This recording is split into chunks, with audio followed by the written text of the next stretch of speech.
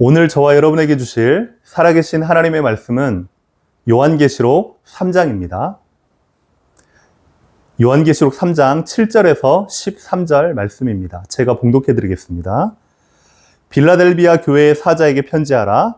거룩하고 진실하사 다윗의 열쇠를 가지시니 곧 열면 닫을 사람이 없고 닫으면 열 사람이 없는 그가 이르시되 볼지어다 내가 내 앞에 열린 문을 두었으되 능히 닫을 사람이 없으리라. 내가 내 행위를 아노니 내가 작은 능력을 가지고서도 내 말을 지키며 내 이름을 배반하지 아니하였도다.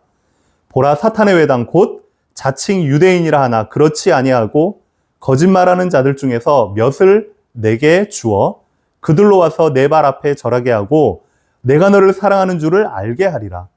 내가 나의 인내의 말씀을 지켰은즉 내가 또한 너를 지켜 시험의 때를 면하게 하리니 이는 장차 온 세상에 임하여 땅에 거하는 자들을 시험할 때라. 내가 속히 오리니 내가 가진 것을 굳게 잡아 아무도 내 면류관을 빼앗지 못하게 하라. 이기는 자는 내 하나님 성전의 기둥이 되게 하리니 그가 결코 다시 나가지 아니하리라. 내가 하나님의 이름과 하나님의 성 곧 하늘에서 내 하나님께로부터 내려오는 새 예루살렘의 이름과 나의 새 이름을 그의 위에 기록하리라. 귀 있는 자는 성령이 교회들에게 하시는 말씀을 들을지어다. 아멘. 오늘 말씀의 제목은 빌라델비아 제자입니다. 지난 2주 동안 에스겔서의 환상을 통해서 우리에게 하나님이 귀한 말씀을 주셨습니다. 특별히 37장에 보면 마른 뼈에 하나님의 생기가 임하니까 그 뼈들이 다시 살아나는, 불가능이 가능케 되어지는 하나님의 놀라운 역사. 정말로 여호와의 생기가 우리 안에, 내 안에 임하게 하여 주시옵소서. 에스겔서 47장은 성전으로부터 흘러나온 물이 처음에는 우리의 발목, 그 다음에는 무릎, 그 다음에는 허리, 그 다음에는 우리의 가슴, 더 이상 내 의지로 다가설 수 없는 그 지경까지 이르렀을 때에 하나님의 성령의 역사, 하나님의 생수의 강이 흘러가는 곳마다 모든 것들이 다 살아나는 그 하나님의 말씀을 우리가 2주 동안 받았습니다. 그러면 그 은혜의 강물, 그 하나님의 생기를 우리가 이제는 어떻게 누려야 되겠느냐? 그게 바로 오늘 말씀의 빌라델비아 제자입니다. 요한계시록 말씀이 솔직히 쉽지는 않습니다. 하지만 하나님께서 사도 요한에게 말세에 일어나는 수많은 이야기들을 환상을 통해서 보여주는 그 장면이거든요.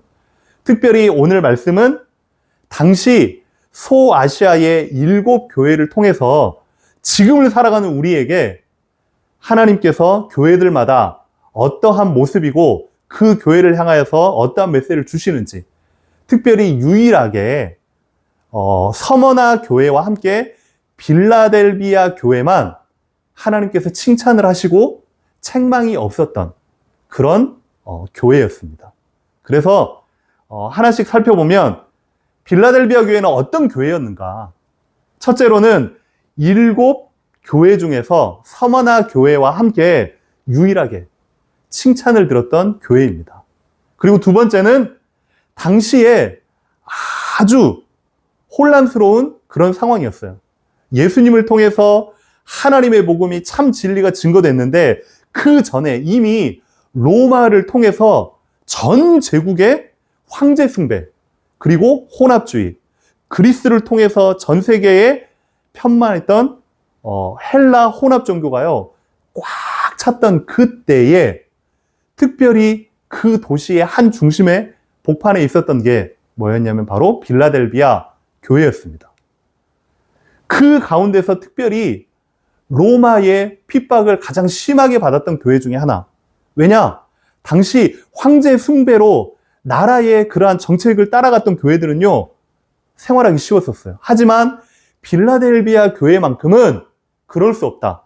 오직 하나님은 한 분이시고 우리는 진리를 쫓겠다, 복음만을 따라가겠다 했던 그 교회가 바로 빌라델비아 교회였습니다.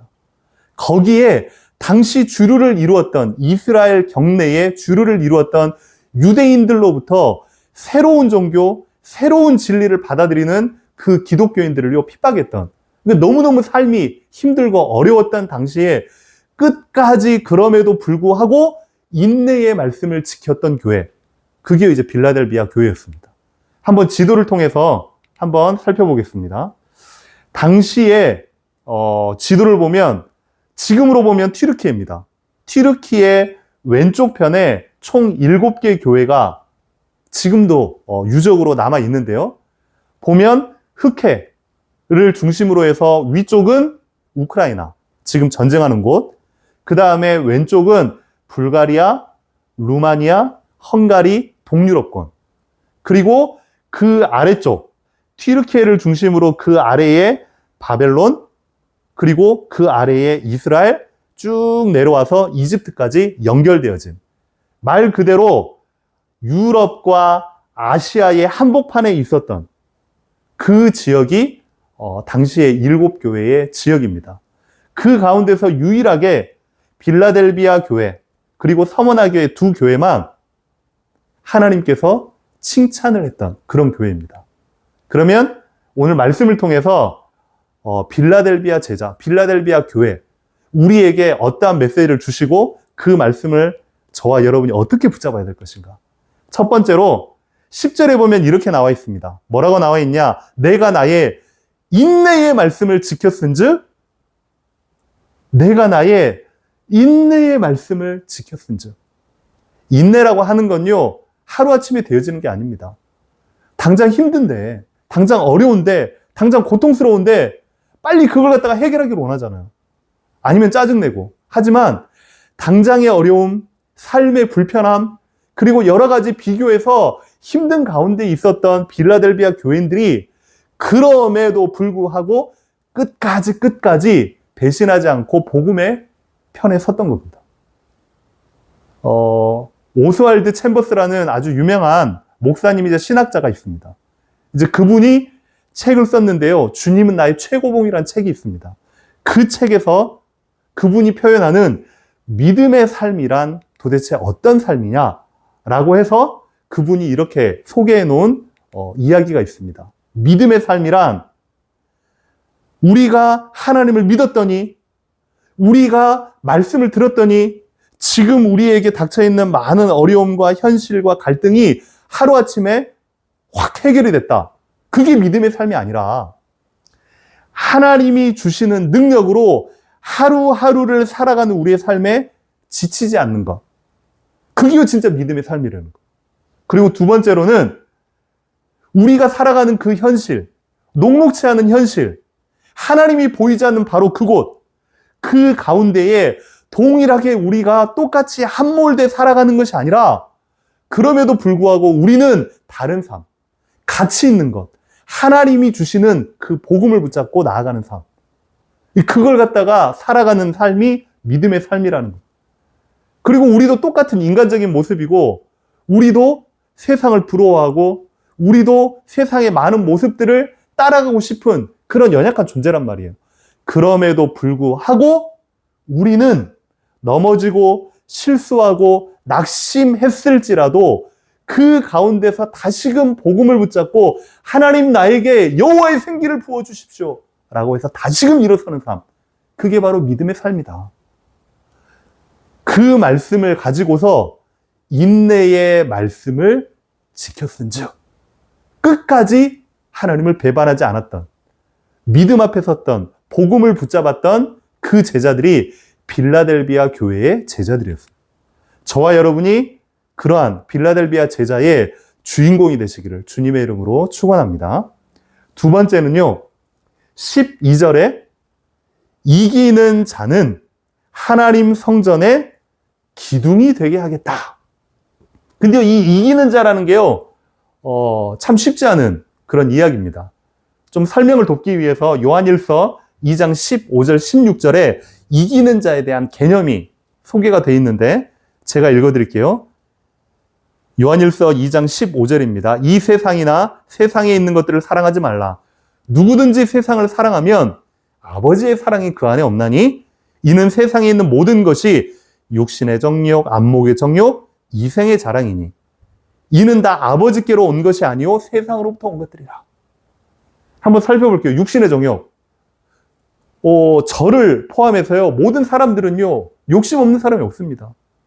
가지고 싶고, 더 많이 소유하고 싶고, 남들보다 앞서고 싶고, 하지만요, 그것들이 하나님을 향한, 하나님을 위한 우리 인생의 참된 가치를 넘어서는 순간요, 우리는요, 자꾸만 불행의 길로 갈 수밖에 없는 거예요. 안목의 정욕, 우리가 보여지는 것. 취할 수 있지만 그것으로 인해서 나의 근본이 흔들리면요, 그게 하나님의 사랑과 멀어진다는 겁니다. 이생의 자랑, 학업이든 아니면 내가 가지고 있는 거든 아니면 나의 외모든 어떤 것이든 세상에는요, 자기를 드러내기를 원하고 은근슬쩍 그걸 자랑하기를 원해요.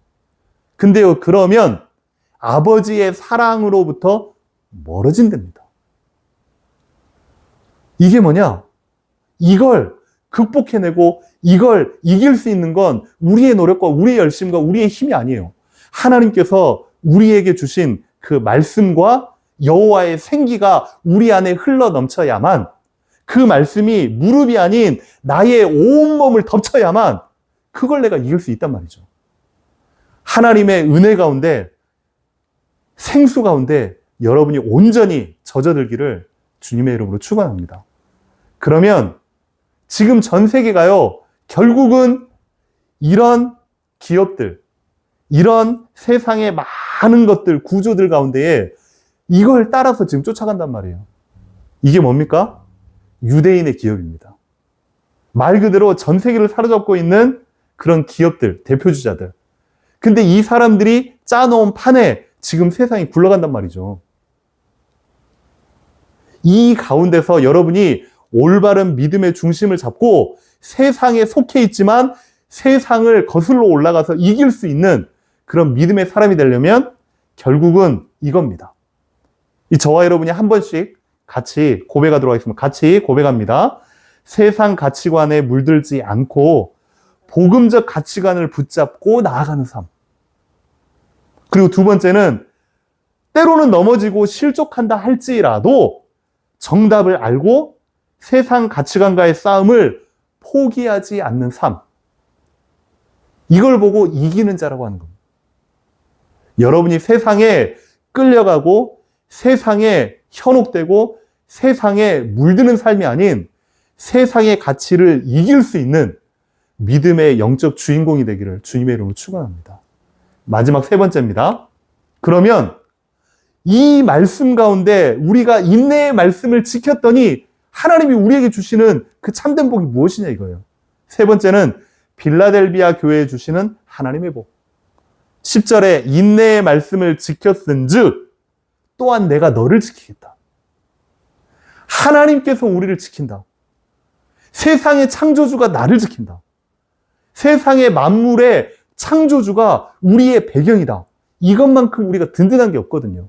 이걸 얼마만큼 우리가 삶의 현실 가운데서 체험하고 체득하고 느끼고 믿느냐 이 말이에요. 그럴 때의 12절 하나님 성전의 밑바닥이 아닌 하나님 성전의 커튼이 아닌 하나님 성전의 가장 중심에 든든한 기둥으로 세우시겠단 말입니다. 빌라델비아 교회의 제자들을 그렇게 하나님이요 칭찬하고 세우신 겁니다. 빌라델비아 어떤 현실이었냐? 너무너무 핍박과 가난 때문에 어려웠단 말이에요.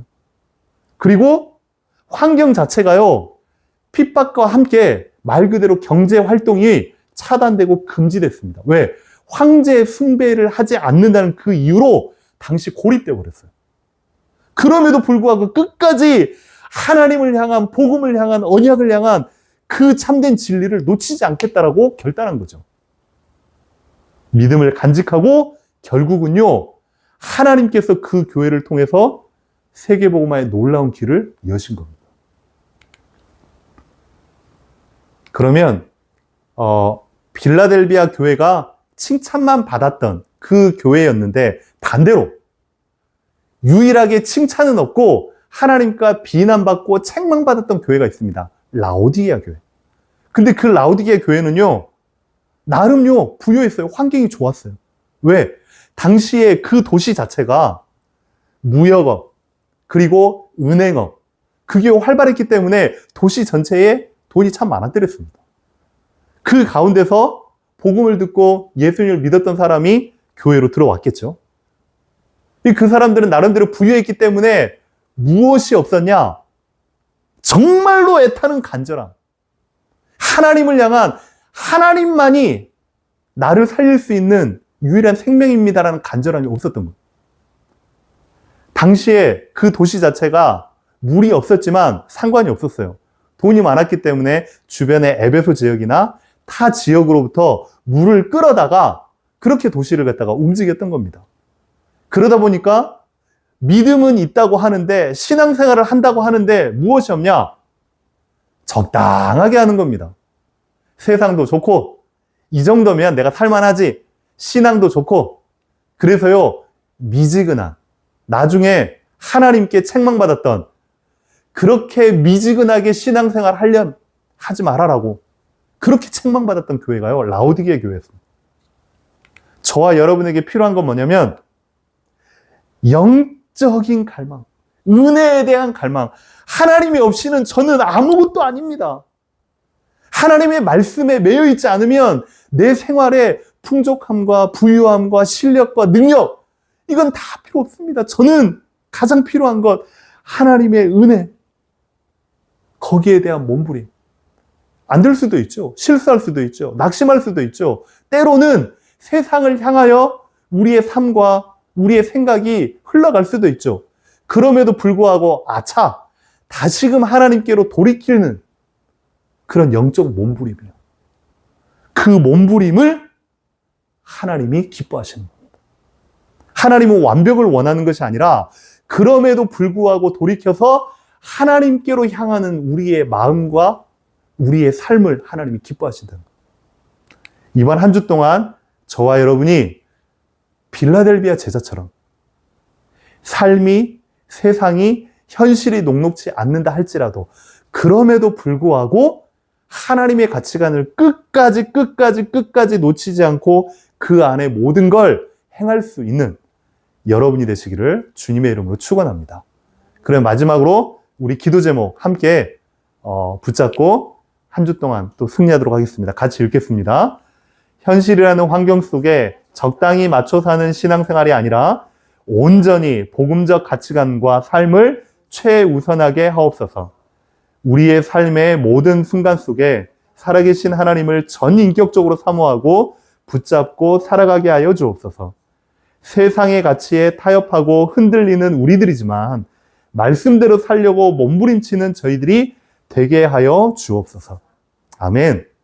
한 주 동안 저와 여러분의 삶 속에 하나님의 은혜가, 그리고 세상 속에 살지만 세상에 물들지 않고 다시금 돌이켜서 하나님의 가치를 최우선으로 하는 믿음을 선택하는, 믿음을 보이는 저와 여러분이 되기를 주님의 이름으로 축원합니다. 이 시간에 같이 기도하겠습니다.